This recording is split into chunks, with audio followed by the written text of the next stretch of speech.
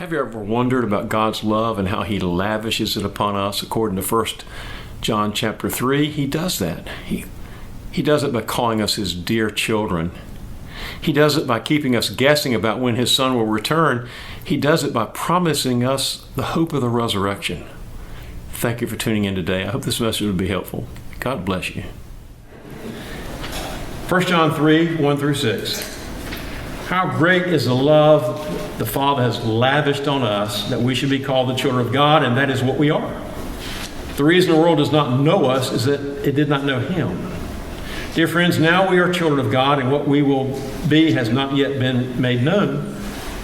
But we know that when He appears, we will be like Him, for we shall see Him as He is.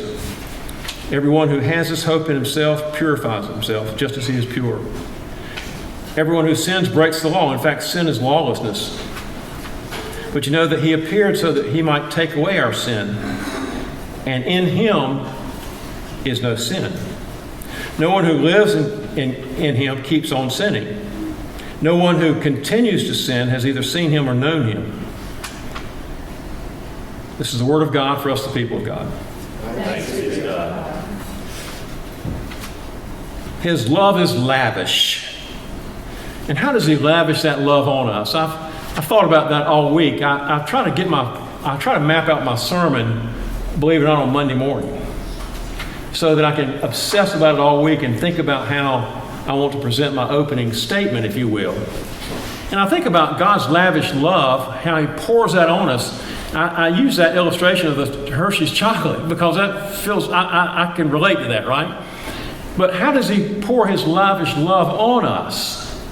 How are some ways He does that? Well, go to the beach and look at the sunrise. Go look at a small child in the eyes of a little kid. That's God's lavish love is poured on us in so many measurable ways. We often don't see it, right? I remember standing awestruck over the rim of the Grand Canyon. I couldn't speak, I was so awestruck.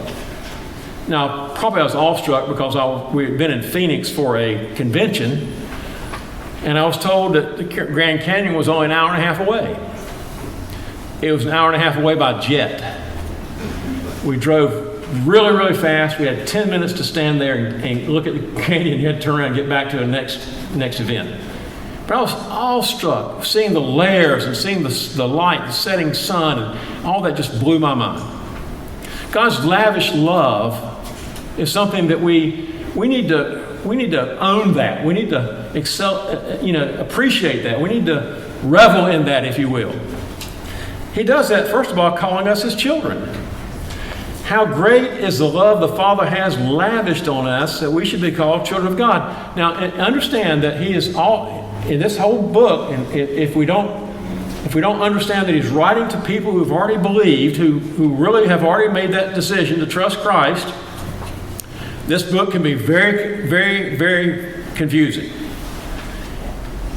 Always remember the audience to which He is writing. And I said last week, and I believe it to be true, that no book in the Bible was written to unbelievers. Now, there are places in there that address unbelievers, but no book was primary audience was unbelievers. So when we talk about His children, John uses that word very, very sparingly. His children. In fact, the fact that he uses the phrase "His children" to demonstrate, he didn't just say children, that we can be called the children of God. He didn't just say that. He says His children, words of love and affinity for us. Very special children, His children. Now, again, when you think about that, how often have we celebrated the lives of children, right? We go to school, we go to events, but there's something special about our children. As a matter of fact, David and Brittany and all you school teachers out here, there's never been a child that was wrong. It's always the teacher that's wrong. Isn't that right, Rennie? With your experience, you've never had a student that was in the wrong. Parents are very possessive of their children. And when you single their children out, often they have great pride in their children's accomplishments, maybe sometimes too much pride. I have been around adults that were reliving their childhood through their kids. I had a football coach. I played one series of downs of football in 8th grade. Any of you know Barnhill Construction, know the company? I was blocking for one series of offensive plays as an 8th grader when Alan Barnhill, who was big, a lot bigger than me, hit me so hard I didn't know where I was for about 10 seconds. I took my shoulder pads off, my helmet off, and walked home, grabbed my golf clubs, and went out to the country club to hit golf balls. I said, nobody's going to hit me like that again. I really did. The coach was livid. He came to see me and said, you'll never amount to anything if you don't play football. Well, he was obviously right. It's important to realize that some folks live out their childhood through their kids, right? But the point of the matter is, we're talking about God's calling us His children. That's a significant label. How great is that love? He's lavished it on us that we should be called His children. And he adds a little exceptional phrase here when he says, and that's who we are. The reason the world does not know us is it didn't know Him. Now, understanding the first century, a lot of persecution is mounting in Jerusalem, to the extent that you can't prove this. I don't think it's provable. But I'm told that John, the apostle, the story goes that he was boiled in oil and survived unscathed, much like Daniel in the lion's den, much like Shadrach, Meshach, and Abednego. And then he was banished to Patmos to live out the rest of his life. Persecution was real and serious. And what he is saying here is, don't be surprised if the world, whatever the world is, that world system out there doesn't get you. It doesn't get you. I've been having dialogue with an atheist online. Fascinating journey. And I think that this person will eventually get it, asking the right questions. The reason the world does not know us is it didn't know Him. And let me throw in a bit of a dig toward our culture again, if I might.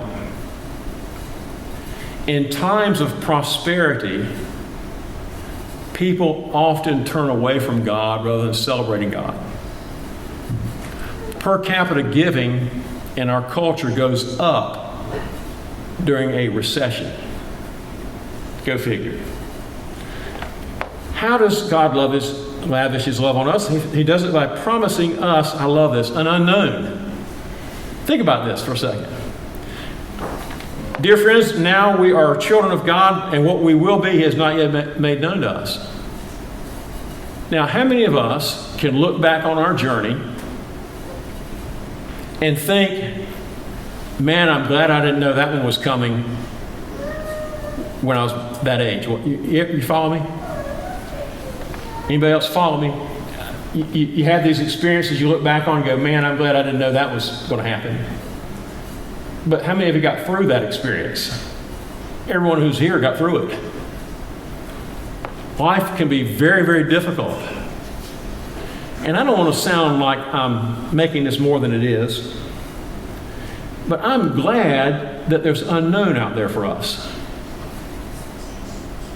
You know the phrase found in Habakkuk that says, the just shall live by faith? That was in one of the darkest times in the history of Judah in their journey. One of the darkest times. And Habakkuk comes on the scene and says, the just will live by faith. You see, we are rewarded for living by faith. Remember the doubting Thomas? Unless I see the hands and side, I'll not believe. What's the follow-up phrase? How much more blessed will you be because you have not seen and yet believed?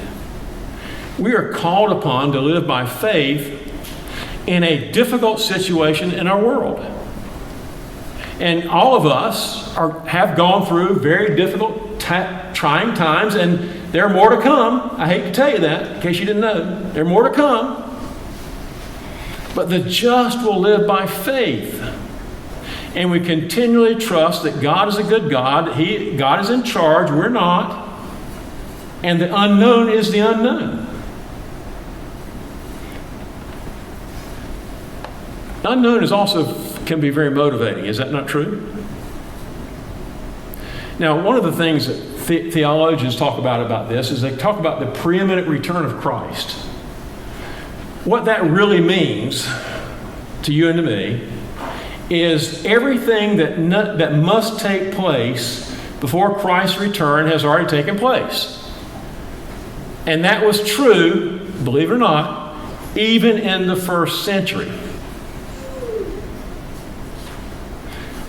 He'll go on and elaborate about that in a moment. But the fact that Christ will come back, we don't know when, and I'm not sure we know how. And I will say this again. Jesus said, not even the Son knows when the Father's going to do this. Right? Guess what that does? That teaches us preparedness. I'm not a prepper much at all. Any of you preppers? I don't fault preppers. I remember I had a prepper in my church in Manio who has a very large 80-foot yacht loaded with prepper stuff. He's ready to go out to sea and hang out for 2 years, I think, or more. And many of you probably know the person if I named him, because he's from Wilson. But let me say this. I do have enough Patriot meals to last 3 months, stashed away at our house, and enough gunpowder to protect it. The point is, we don't know. And we need to live our lives in daily preparation for the event that might come. And one key, let me just say this again, one key, I think you can take this to the proverbial bank. One key is if someone says to you they know when it's going to happen, they're wrong. And they are, in my humble opinion, false prophets.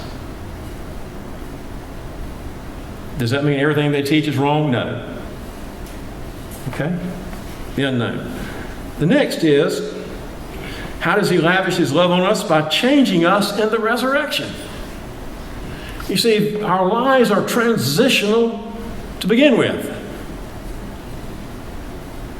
We will not be what we are now in the resurrection. Once again, we create these images in our head about how it's going to look. If I were to poll most people in America and I'd say, what language will we speak in the resurrection? Everybody says English. Doubtful. But the language barrier which occurred in Genesis when they made the tower and God judged the nations and the languages were distributed is going to go away. We'll all speak one language. Now, I'm hoping it's English, because I took English as a second language in Edgecombe County school systems. I think that, again, we need to understand we don't know. But we do know in the resurrection, we will know as we're known. When in the resurrection, here's some things Jesus did in his resurrection body, if you will. He walked, he talked, he touched, he tasted. You see, sometimes I think we think, and again, I've taught a class on this last fall or this past spring, we sometimes think we'll be disembodied spirits with angel wings. That is not true.